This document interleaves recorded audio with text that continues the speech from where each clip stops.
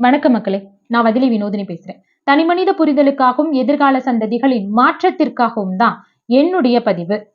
இப்போ சமீப காலமா பேசுபொருளா இருக்கக்கூடியது, பிரச்சனையா பேசிட்டு இருக்கிறதுன்னு பாத்தீங்கன்னா ஜிஎஸ்டி, குட் சர்வீஸ் டாக்ஸ்ன்னு சொல்லக்கூடிய வரி மத்திய அரசு மாநில அரசுக்கு கொடுக்கல அப்படிங்கறத இப்ப பேசுபொருளா இருக்கு. இது மக்கள் இடத்துலயும் பரவலா எடுத்துட்டு வந்து குற்றச்சாட்டா வைக்கப்படக்கூடிய கருத்தாவும் இருக்கு.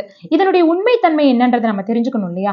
அதற்காக தான் இந்த பதிவை நான் கொடுக்க விரும்புறேன். மக்களே, நம்ம நல்லா தெரிஞ்சுக்கணும். 2017க்கு முன்னாடி வரைக்கும் 2 விதமான வரி இருந்துச்சு நாட்டுல. ஒண்ணு மத்திய அரசு கொடுக்கக்கூடிய உற்பத்தி மற்றும் சேவை வரின்னு ஒண்ணு இருந்தது. மாநில அரசு விதிக்கக்கூடிய மதிப்பு கூட்டு வரின்னு சொல்லக்கூடிய வேட்ன்னு சொல்ற வேல்யூ ஆடட் டாக்ஸ்ன்னு சொல்லி 2 வரி இருந்தது. உதாரணத்துக்கு இப்ப 100 ரூபாய் மதிப்புள்ள ஒரு பொருளை மக்கள் வாங்கணும் அப்படின்னா மத்திய அரசு உற்பத்தி மற்றும் சேவை வரின்னு ஒரு 15% விதிக்கிறாங்க. அப்போ அது ஒரு 15 ரூபாய். அந்த 15 ரூபாயோட சேர்த்தா 100 ரூபாய் பிளஸ் 15 ரூபாய் 115 ரூபாய். அதை தாண்டி மாநில அரசு என்ன பண்றாங்கன்னா ஒரு வரி, அதான் நான் சொன்னேன் இல்லையா, வேட்ன்னு சொல்லக்கூடிய வரி போடுறாங்க. அவங்க எதுக்கு கணக்கிடுறாங்க அப்படின்னா அந்த 100 ரூபாய்க்கு கணக்கிடல. 100 ரூபாயும் வரியோட சேர்த்து, மத்திய அரசு வரியோட சேர்த்து வரக்கூடிய 115 ரூபாய்க்கு தான் இந்த வேட்ன்ற டாக்ஸ் போச்சு. அதுக்கு ஒரு 18%. அப்ப 115 ரூபாய்க்கு 18% பார்த்தா அது ஒரு 21 ரூபாய். அப்ப 100 ரூபாய் 15 ரூபாய் 21 ரூபாய் சேர்த்து 100 ரூபாய் மதிப்புள்ள ஒரு பொருளை மக்கள் வாங்கணும்னு சொன்னா 136 ரூபாய் கொடுத்து வாங்கிட்டு இருந்தோம். இந்த நிலையை மாத்துறதுக்காக ஒரே நாடு ஒரே வரின்ற திட்டம் கொண்டுட்டு வந்து வரி பங்கீடும் ஒரே மாதிரி இருக்கணும், மக்களோட நிதிச்சுமை வரிச்சுமையை குறைக்கணும், அப்படி வரக்கூடிய ஜிஎஸ்டியும் சரிசமமா பங்கிடணும்னு சொல்லிதான் இப்ப இருக்கக்கூடிய மத்திய அரசு ஜிஎஸ்டி கொண்டுட்டு வர்றாங்க. சரி, இந்த 2 வரி தாண்டிட்டோம். இப்ப ஜிஎஸ்டி எப்படி நிர்வகிக்கிறாங்க அப்படின்னா, இதற்குன்னு ஜிஎஸ்டி நிர்வாக குழு இருக்கு. இவங்க எப்படி செயல்படுத்துறாங்கன்னா, ஒரே நாடு ஒரே வரி. இந்த ஜிஎஸ்டி மூலமா வரக்கூடிய வரியை சரிசமமா பங்கிட்டுக்கிறாங்க.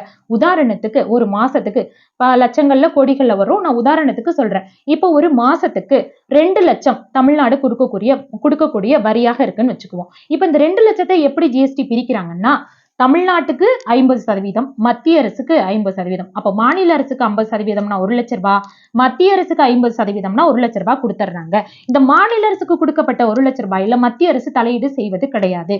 மத்திய அரசுக்கு கொடுக்கப்பட்ட 1 லட்சம் ரூபாயில மத்திய அரசு என்ன பண்றாங்க அப்படின்னா ஒரு 59% மத்திய அரசு நேரடியாக ஒவ்வொரு மாநிலத்துக்குமே, இந்தியா முழுக்க இருக்கக்கூடிய மாநிலத்துக்கு செலவு பண்றதுக்கு அந்தந்த மாநிலம் கொடுக்கக்கூடிய பணத்துல இருந்து அந்தந்த மாநிலத்துக்கு ஒட்டுமொத்தத்துக்கு 59% ஒதுக்கிடுறாங்க. ஒதுக்கிட்டு மிச்சம் இருக்கக்கூடிய 41%, அந்த 41,000 மீண்டும் கொடுக்கப்பட்ட மாநிலத்துக்கே திருப்பி கொடுக்கறாங்க. அது எதற்காக அப்படின்னா மத்திய அரசும் மாநில அரசும் இணைந்து செயல்படுத்தக்கூடிய திட்டங்கள் இருக்கு இல்லையா, அந்த செயல் திட்டங்களுக்கு திட்டங்கள் வடிவிலையும் சலுகைகள் வடிவிலையும் செய்வதற்காக ஒதுக்குறாங்க. இப்போ தமிழக அரசு சொல்லக்கூடிய குற்றச்சாட்டு என்னன்னா, அவங்க ஜிஎஸ்டி மூலமா சரிசமமா பிரிக்கப்பட்டு வாங்கின அந்த 1 லட்சத்தை விட்டுட்டாங்க.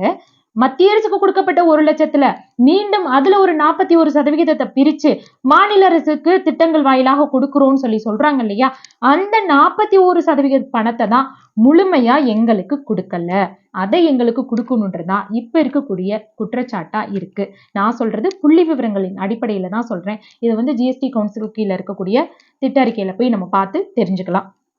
சரி, இந்த மத்திய அரசு 59% எதுக்கெல்லாம் செலவிடுறாங்க அப்படின்னா, ராணுவ மானியத்துக்கு, உர மானியத்துக்கு, ரேஷன் மானியத்துக்கு, கர்ப்பிணிகளுக்கான ஊக்கத்தொகைக்கு, விவசாயிகளுக்கான ஊக்கத்தொகைக்கு, அதற்கப்புறமா இந்த ஜிஎஸ்டி குழு இருக்கு இல்லையா, அதை நிர்வகிக்கக்கூடிய குழுவுக்கான செலவுகள், இது எல்லாமே சேர்த்து தேசிய ஊரக வேலைவாய்ப்பு திட்டம், பள்ளிகள்ல நடக்கக்கூடிய சர்வசிக்ஷா அபியான் திட்டம், இந்த மாதிரியான திட்டங்களுக்கு எல்லாத்துக்குமே இந்த 59% நிதியை ஒதுக்குறாங்க.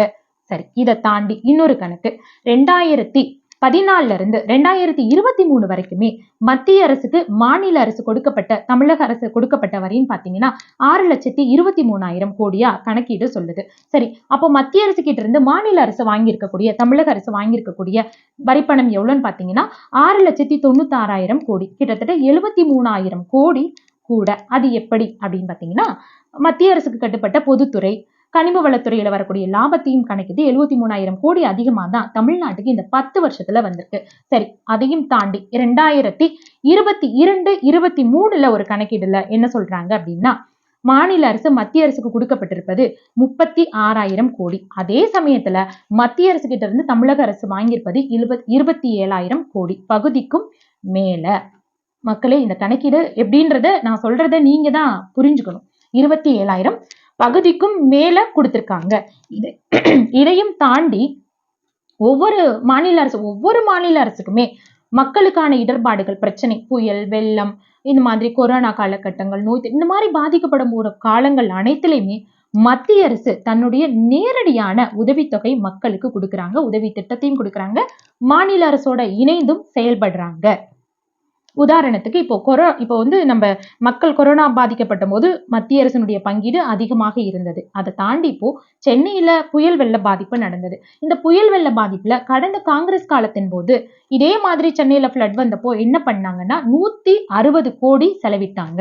ஆனா இப்போ 2 மாசத்துக்கு முன்னாடி சென்னையில நடந்த வெள்ளத்துக்கு மத்திய அரசு எவ்வளவு ஒதுக்கீடு செஞ்சிருக்காங்கன்னா 900 கோடி கொடுத்தாங்க. இது நாடு முழுவதும், தமிழகம் முழுவதுமே தெரிஞ்ச ஒரு விஷயம். அப்ப கணக்கீடு பாருங்க.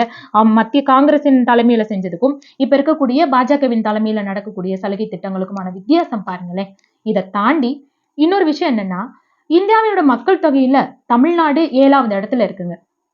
மத்த 6 மாநிலங்களுமே மக்கள் தொகையில கூடியிருந்தாலும் இதே திட்டத்தை தான் மத்திய அரசு ஒவ்வொரு மாநில அரசுக்குமே செயல்படுத்துறாங்க. அந்த 6 மாநிலங்களுமே இந்த குற்றச்சாட்டை வைக்கல.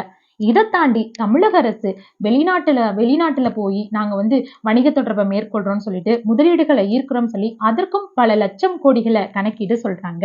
அப்ப இவ்வளவு பணங்கள் வந்தும் மக்களுக்கான சலுகைகளும் திட்டங்களும் செய்ய முடியலன்னா மக்களை அறியாமையாவே வைத்திருந்து அறியாமையாலேயே உணர்ச்சி வசப்பட்டு தூண்டப்படக்கூடிய விஷயமா, இல்ல மக்கள் இது எதுவுமே தெரிஞ்சுக்காம இருக்கணும்ன்ற விஷயமா, நம்மளும் இப்படியே தெரியாமலே கடந்து போய்கிட்டே இருக்கலாமா மக்களே?